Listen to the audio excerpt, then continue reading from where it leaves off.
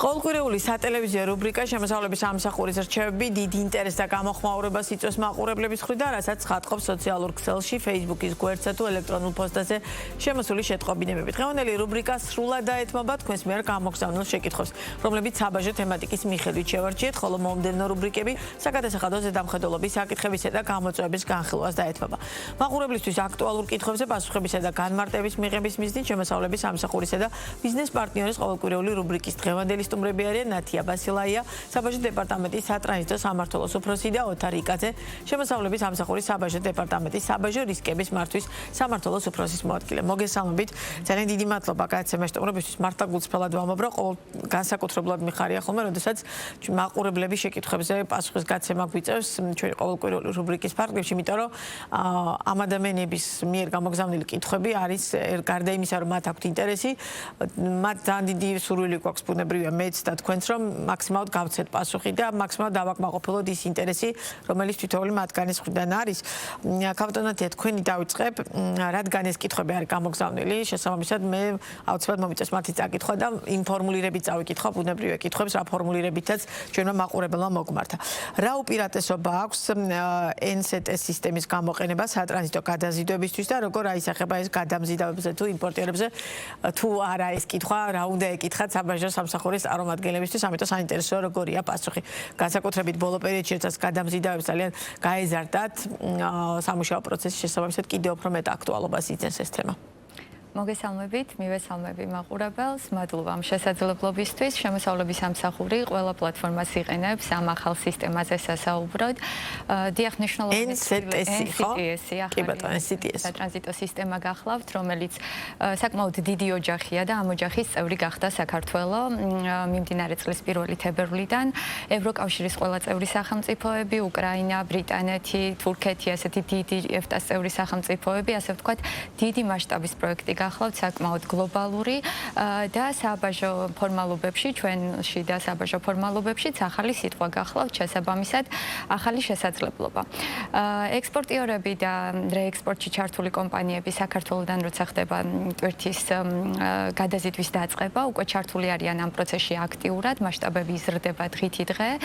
და კომპანიები ცდილობენ აითვისონ ჩვენი დახმარებით და ერთობლივი თანამშრომლობით ის ბენეფიტები და უპირატესობები, რასაც ამ სისტემის გამოყენება გვთავაზობს. ხოლო ტრანზიტის თემა 1 ივლისიდან ხდება სავალდებულო და შესაბამისად ტრანზიტში ჩართული კომპანიები, გადამზიდავი კომპანიები მათ შორის უკვე 1 ივლისიდან უფრო დიდ მასშტაბებით დაიწყებენ მუშაობას. ორი სიტყვით ვიტყვი უპირატესობებზე, რაც ასე მნიშვნელოვანია კერძო სექტორის. და მე ვისაუბროთ იმას, როგორ შეცვალა დაუშვა ამ სისტემის დანერგვამ რეალურად, რა გაამარტივა ან რა გაართულა, ესეც მნიშვნელოვანია. სიამოვნებით, ორივე მხრივ ვიტყვი კერძო სექტორის გადმოსახედიდან და საჯარო სამსახურის გადმოსახედიდანაც.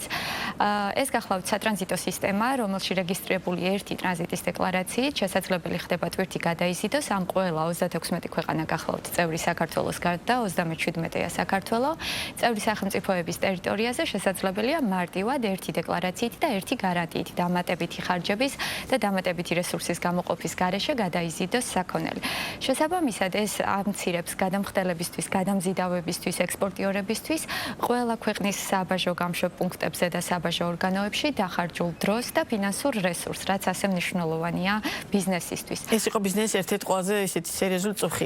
ცხადია, დიახ. აქამდეც ეს დოკუმენტი, ტრანზიტის დეკლარაცია ივსებოდა ამ წევრი სახელმწიფოების მიზნებისათვის მათ ტერიტორიაზე, ანუ საქართველოდან როცა ხდებოდა გადაზიდვა მაგალითად ევროკავშირის მიმართულებით თურქეთში ხდებოდა ამ დოკუმენტის წარდგენა, ან ხდებოდა ბულგარეთის პორტში. ეს შესაძლებლობა დღეს უკვე საქართველოდან გაჩნდება და აქედან დაწყებული გადაზიდვით, აქედან დაწყებული ერთი დეკლარაციით, ერთი გარანტიის ქვეშ გადაიზიდება ყველა წევრი სახელმწიფოს. მაყურებლის გასაგები რომ იყოს. საქართველოს შევსებული ეს დეკლარაცია, რეალურად ამ დეკლარაციას ხედავს ყველა მხარე აი ამ სისტემაში ჩართული. შესაბამისად ეს იქნება ბულგარეთი თუ ევროკავშირის ნებისმიერი სხვა წევრი ქვეყანა, რომელთანაც შემხებლობა შეიძლება ჰქონდეს ამ კონკრეტულ ტვირთს, ეს ტვირთები იქ ცალკე დეკლარაციის საჭიროებას აღარ დეკლარაციის წარდგენას აღარ საჭიროება. თქვენ საქართველოდან როცა იწყება გადაზიდვა, ან შუაზიიდან შემოსული ტვირთები ტრანზიტები მათ შორის ჩვენი ქვეყნის გავლით ტრანზიტის შემთხვევაში ტრანზიტით მათ შორის ჩვენთან დაიბეჭდება ეს დეკლარაცია, რომელსაც უკვე ხედავს გერმანია, ავსტრია, უკრაინა, ბრიტანეთი წევრი სახელმწიფოები ყველა და სხვა რაიმე დამატებითი დოკუმენტის წარდგენა გზად საჭირო აღარ არის. ერთი მაყურებელი გვეკითხება, რომ ძალიან მნიშვნელოვანია ეს სისტემა, თუმცა რას აკეთებთ, ან რის გაკეთებას გიგმავთ შემოსავლების სამსახური, რომ კიდევ უფრო მეტად რეალურად გარდა იმისა, რომ ადამიანებს ავუხსნათ, მაქსიმალურად კარგად გამოიყენონ დაუშვათ ეს შესაძლებლობა. დიახ, ყველა პლატფორმას ვიყენებთ თქო უკვე აღნიშნე საიმისოდ, რომ გადამხდელებს შევხვდეთ მათ მიზნობრივი ჯგუფების მიხედვით ექსპორტიორები იქნება, გადამზიდავები იქნება, ან საბაჟო ფორმალობებში ჩართული პირები და ყველა იმ პატარ-პატარა ბენეფიტებს, აი მთლიან გლობალურ ბენეფიტთან ერთად, უპირატესობასთან ერთად, რაც აქვს სისტემას, ვაცნობთ ამ გადამხდელებს. მინდა მადლობა გადაუხადო მათ, ვინც ანუ სატესტო რეჟიმშიც კი, როცა სისტემა გაეშვა და რეალურ რეჟიმში დღეს აქტიურად არიან ჩართულები კერძო სექტორის მხრიდან და გამოიჩინეს მაღალი პასუხისმგებლობა და პროფესიონალიზმი ამ კუთხით, რომ მიმღებლობა ახალ სისტემაზე ჰქონდათ ძალიან კარგი, ძალიან ასე ვთქვათ, პროფესიული დამოკიდებულება საბაჟოსთან ურთიერთობაში და უფრო მეტად, უფრო აქტიურად, უფრო მასშტაბურად მოახერხეს ის, რომ მიიღონ ყველა ის სარგებელი, რასაც ეს სისტემა თავაზობს. აქ არის უფლებამოსილი გამგზავნი, უფლებამოსილი მიმღები და სხვადასხვა პატარ-პატარა ბენეფიტები მთელ ამ სისტემის. ჩვენი მაყურებლის მიერ გამოგზავნილი რამდენიმე კითხვა, რომელიცაც თქვენ აუცილებლად კითხავთ, თუმცა მანამდე ბატონო თართან მინდა რომ ვიკითხო. ძალიან მნიშვნელოვანია ეს კითხვა, იმიტომ რომ ხშირად მომისმენია, როგორ ხდება საბაჟოზე შემოტანილი საქონლის კონტროლი და რა კრიტერიუმებით არჩევთ, რომელი ტვირთი უნდა შემოწმდეს ფიზიკურად, როგორ ხდება დერეფნების შერჩევა. მე გარდა აი ამ პროექტის ფარგლებს ისედაც მომისმენია ბიზნესების კარო, ძალიან მნიშვნელოვანია ეს ერთ-ერთი სეგმენტია და ამიტომაც დარწმუნებული ვარ, ხშირად თქვენს გაკითხავენ ამ კითხვით გარდა იმისა, რომ მაყურებელმა ოფიციალურად ითხოვა ამ კითხვაზე უფრო ვრცელი და ამომწურავი პასუხის გაცემა. მადლობა ამ კითხვისთვის, მადლობა მაყურებელს, მაგალითური კითხვებისთვის. რა თქმა უნდა, ეს არის ერთ-ერთი ყველაზე მნიშვნელოვანი შეკითხვა, იმიტომ რომ ყველას აინტერესებს თუ როგორ ხორციელდება გაფორმების ეკონომიკური ზონები იქნება ეს თუ საბაჟო გამშვები პუნქტები, ტვირთების კონტროლი. ნუ ამ შემთხვევაში მინდა პირდაპირ აღნიშნო, რომ ყველანაირი კონტროლი, რომელიც ხორციელდება საზღვარზე, ეს არის დაფუძნებული რისკების მართვის სისტემასთან. რისკების მართვის სისტემა ეს არის ავტომატიზირებული სისტემა, ანუ ნებისმიერი ტვირთი იქნება მგზავრი, სატვირთო საშუალება, საფოსტო მგზავნელი მათ შორის გადიან ეგრეთ წოდებულ დერეფნებს, ანუ ავტომატიზირებულად სისტემაში და მხოლოდ ამის შემდეგ შერჩევით ხდება წინასწარ განსაზღვრული კრიტერიუმებით, პროფილებით, თუ რომელი ტვირთი, რომელი საქონელი, რომელი ფიზიკური პირი უნდა დათვალიერდეს საზღვარზე. ანუ ეს არ არის უშუალოდ დამოკიდებული ან მებაჟი ოფიცერზე, ან ოპერატორზე, რომელიც ავსებს თქვას დეკლარაციას. აქედან გამომდინარე, ეს ძალიან მნიშვნელოვანია, რომ ვიცოდეთ, რა თქმა უნდა, გარდა ამისა, საბაჟო კონტროლი ხორციელდება მებაჟი ოფიცრის საფუძვლიანი ეჭვის საფუძველზეც მოგეხსენებათ ეს სისტემატიურად გადიან მებაჟი ოფიცრები ტრეინინგებს, სწავლებებს, მათ შორის შეისწავლიან თუ როგორ ქცევას მგზავრების ქცევა და როგორ ხდება მგზავრების ქცევა, იმის მიხედვითაც შეიძლება გამოიწვიოს ამ ქცევამ ეჭვი და ამის საფუძველზეც მოხდეს თქვათ მგზავრის დათვალიერება, ან მისი ხელბარგის დათვალიერება. იგივე შეიძლება თქვათ დოკუმენტური კონტროლის დროს, როდესაც საზღვარზე ტვირთი გადაადგილდება, აღმოაჩინოს თქვათ ისეთი ჩანაწერი ან ტვირთთან დაკავშირებით ინფორმაცია, რომ საფუძვლიანი ეჭვი გამოიწვიოს და შესაბამისად მებაჟის გადაწყვეტილებაც მოხდეს. აი ხა მაგაზია კითხვა, რომ საბაჟო სკანირების პროცედურა როგორ ტარდება და როგორ განისაზღვრება, რომელი ტვირთი ბარგი ან თავად მგზავრი დასკანერდეს, არის თუ არა ეს პროცესი ავტომატიზებული და გადაწყვეტილებებს შესაბამისად უფლებამოსილი პირი თავად იღებს, თუ დაუშვათ მას ჭირდება ნებართვის აღება რომელიმე ზემდგომი ორგანოსგანო. აქაც კიდევ მივდივართ რისკის მართვის სისტემასთან, ეს არის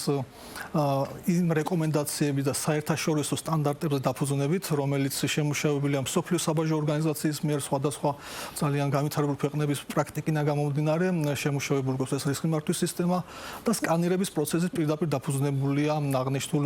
რისკის მართვის სისტემაზე. ანუ კიდევ უფრო გასაგები რომ იყოს მაყურებლისთვის, თუ რას გულისხმობს ეს რისკის მართვის სისტემა და რისკის პროფილები. კი ბატონო.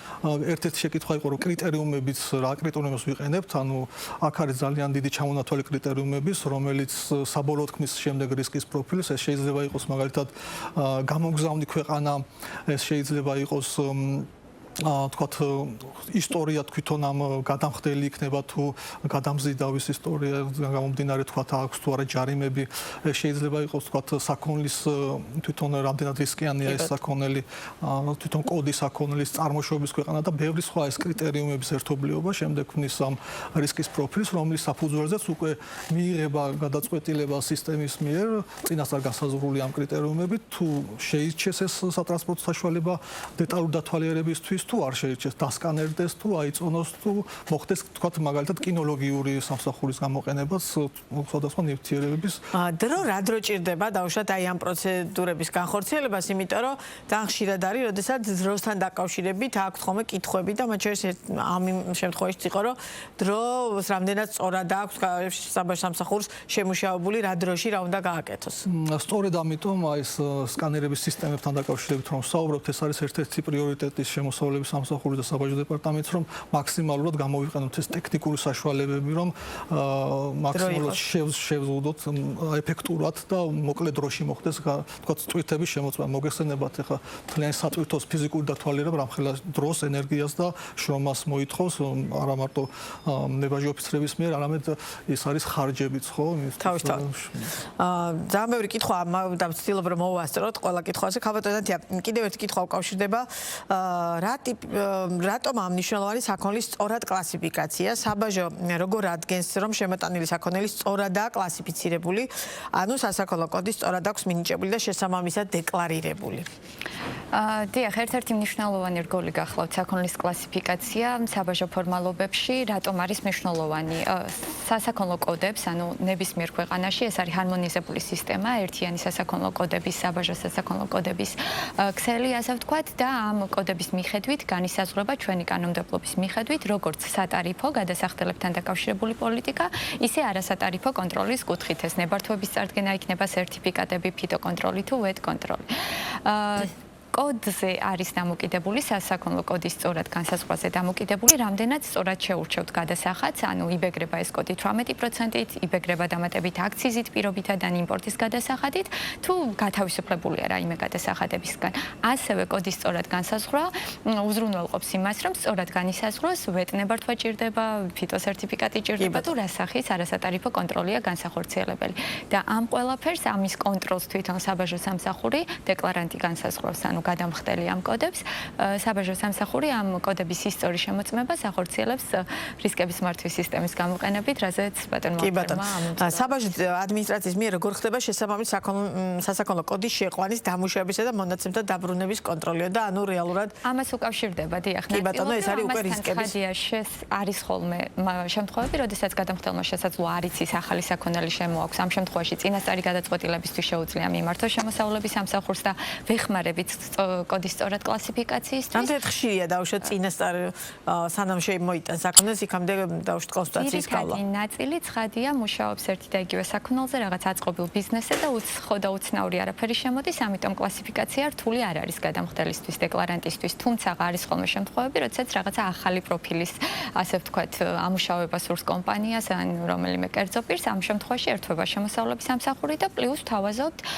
ექსპერტის მომსახურებასაც საბაჟოზე შემოსული ტურთი შეუძლია აჩვენოს ექსპერტს, მოითხოვოს ექსპერტიზა სასაქონლო კოდის განსაზღვრის მიზნით და ამის მერე განახორციელოს უკვე სწორად დეკლარირება. კი ბატონო. და ჩვენი საუბრის ბოლოს ბატონთან ძალიან მნიშვნელოვანი კითხვა, რომელიც ალბათ ბოლო სამი თითქმის უკვე 3 წელი და ნახევრის განმავლობაში ყველაზე ხშირად ისმება იმის გათვალისწინებით რომ ეს კითხვები თქვენც მოგაწოდეთ რათა წინასწარ ქონოდათ მეტნაკლებად ინფორმაცია რას კითხულობდნენ ჩვენი მაყურებლები ძალიან მნიშვნელოვანია ეს კითხვა გთხოვთ მოგვაწოდოთ ინფორმაცია იმ საერთაშორისო სანქციებთან დაკავშირებით რომლებიც ამჟამად მოქმედებს რუსეთისა და ბელარუსის წინააღმდეგ უკრაინაში მიმდინარე მოვლენებთან დაკავშირებით მათ შორის სანქციებზე რომელიც შეეხება შეზღუდებს ტვირთებით საგარეო ვაჭრობასთან დაკავშირებით ეს არის ალბათ ერთ-ერთი ყველაზე მნიშვნელოვანი აქტუალური თემა მედიისთვის ხშირად არასწორად გაშუქებული და შემდგომ თუმცა ახლა ამ შემთხვევაში ჩვენი ინტერესი საგანია ბიზნესის ინტერესის დაკმაყოფილება მათ სურთ იცოდნენ რეალურად რა არის სანქცირებული და რა არ არის სანქცირებული უხეშად რო ვთქვა ნამდვილად ერთ-ერთი ყველაზე მნიშვნელოვანი და აქტუალური საკითხია და ამას მეტყველებს ის შეკითხვები, რომელიც შემოვიდა და არა მარტო ეს, ყოველდღიურად ჩვენ გვაქვს განცხადებები, როგორც წერილობით, ისე თქვათ ზარებით შემოდის ძალიან ხშირად და ძალიან ღია ვართ ამ მიმართულებით და ვცდილობთ რომ მაქსიმალური ინფორმაცია მივაწოდოთ ბიზნეს ოპერატორებს და ვაცნობოთ თუ რა შედეგებს შეიძლება გამოიწვიოს თქვათ სანქციების გვერდის ავლამ. მოგეხსენებათ რომ ევროკავშირმა უკვე მე-17 პაკეტი გამოსცა ბოლოს და მე-18-ზე მუშაობენ როგორც განაცხადეს და ამ პაკეტებს დასანქცირებულია როგორც რუსეთიდან, ბელარუსიდან წამოსული ტვირთები, თქვათ სანქციების დამწესებელი ქვეყნების მიერ, მაგრამ როგორც არის ევროკავშირი, ამერიკის შეერთებული შტატები, კანადა, ბრიტანეთი, ავსტრალია და ბევრი ჩამონათვალია, იაპონია, კორეა და ასე შემდეგ. ანუ ძალიან დიდი ჩამონათვალია ამ ქვეყნების, რომლებმაც დააწესეს ეს სანქციები როგორც ექსპორტზე, ისე იმპორტზე, ასე ტრანზიტზე და ამ ბოლო პაკეტებში უკვე მნიშვნელოვანი ყურადღება გამახვილდა არა მარტო უშუალოდ რუსეთზე და ბელარუსზე, არამედ იმ მესამე ქვეყნებთან მიმართებაში, ანუ გარკვეული მუხლები დაამატეს, სადაც თქვათ ისეთი კომპანიები, პირები ან ორგანიზაციები, რომელიც ჩართულები იქნებიან ამ სანქციების გვერდისავლის საკითხებში, უკვე მათ მიმართაც გარკვეული მეორადი სანქციების გამოყენების შესაძლებლობებიც დაამატეს. ამიტომაც არის ძალიან მნიშვნელოვანი, რომ გაითავისონ ჩვენო ბიზნეს ოპერატორებმა და დარწმუნებული ვარ უმეტესობა, რომელიც უკვე ჩართულია თქვათ აღნიშნულ ქვეყნებთან ვაჭრობაში, როგორც ევროკავშირთან, ისე რუსეთთან, ეს იციან, იმიტომ რომ ძალიან ხშირად გვიწევს მათთან როგორც პირადი შეხვედრებიც ჩაგვიტარებია, ისე გითხარით უკვე მოგახსენეთ წერილობით, ციტაც ხშირად ყოველდღიურად ვაწვდით ინფორმაციას, გვეკითხებიან თქვათ კონკრეტული სასაქონლო კოდი არის თუ არა სანქცირებული, თქვათ წარმოშობის საკითხებთან დაკავშირებით ხშირად შემოდის წერილები ამ მიმართულებით და ჩვენს მაქსიმალურად ოპერატორად ვცდილობთ რომ ვაცნობოთ მათ რა შედეგები შეიძლება გამოიწვიოს ამ დარღვევამ, იმიტომ რომ ეს არა მარტო ფინანსური ზარალი შეიძლება მათ მიმართ გამოიწვიოს, არამედ ქვეყნის რეპუტაციური ზიანიც არის და ბევრი სხვადასხვა თამდევი თქვათ შედეგები შეიძლება. ჩვენ ძალიან ბევრი გადაცემა დაუთმეთ ამ რუბრიკის ფარგლებში, სანქცია და ძალიან კარგად მახსოვს თქვენი კოლეგა საუბრობდა რომ რეალურად იმდენად დიდია ეს კოდები ამ ნაწილში, რომ პრაქტიკულად შემოსავლების სამსახურის თანამშრომლებს, საბაჟო სამსახურის თანამშრომლებს ძალიან ბევრი სამუშაო გიწევთ იმისთვის, რომ ყველა ეს ინფორმაცია თან თქვენ თვითონაც ახსენეთ 17 პაკეტი აქვს მარტო ევროკავშირს უკვე მიღებული, ხო? ძალიან ბევრი ნიუანსია, რომლის შესწავლა თვითონ თქვენ დაგჭირდებოდა და ეს უკვე მე მაინტერესებს აღსრულება როგორ ხდება, რომ კიდევ ერთხელ ავუხსნათ ბიზნეს სექტორსაც, მაყურებელსაც, როგორ ხდება აი ამ ყველაფრის აღსრულება. რა თქმა უნდა, უკვე ვთქვით, რომ ძალიან დიდი ჩამონათვალია ამ სასაქონლო კოდების მიმართულებების, თქვათ, ტრანზიტი, ექსპორტი, რეექსპორტი, ანუ ყველა მიმართულებას მოიცავს ეს სასანქციო პაკეტები და შესაბამისად კონტროლი ამის ისევ და ისევ დაფუძნებულია, თქვათ, რისკის მართვაზე. მხოლოდ სანქციების მიმართულებით, გარდა სხვა კონტროლისა, რომელიც უკვე დავასახელე, 37 რისკის პროფილი გვაქვს დღემდე შემუშავებული და უშუალოდ მუშაობს ამ მიმართულებით. ანუ აქ შედის, როგორც თქვათ, რუსეთიდან წამოსული, მაგალითად, რუსეთიდან წამოსული ნავთობპროდუქტები იქნება ეს თუ სხვადასხვა სასარგებლო წიაღისეული, ანუ ის საქონელი, რომელიც ძირითადად რუსეთის ექსპორტიორი და აგრეთვე ევროკავშირიდან წამოსული ტვირთები, რომელიც შესაძლებელია თქვათ რუსეთის დანიშნულებით მოხდეს. ანუ ყველა ეს სასაქონლო კოდი იქნება თუ მათ შორის ხშირად არის შეკითხვები მაღალ პრიორიტეტულ საქონელთან დაკავშირებით, რომელიც კიდევ უფრო მეტად კონტროლდება და უფრო მეტი პროფილები ამ მიმართულებით შექმნილია. ეგრეთ წოდებული ჩიპები. მათ შორის მაღალ პრიორიტეტულ საქონელში გადის და აქ კიდევ უფრო მეტი კონტროლის მექანიზმები გვაქვს, მეტი კონტროლი გვაქვს მათ შორის როგორც საბაჟო დეკლარაციები იქნება ეს ტრანზიტულად გადაადგილებული ტვირთები თუ მგზავრების მიმართულებით მაქსიმალურად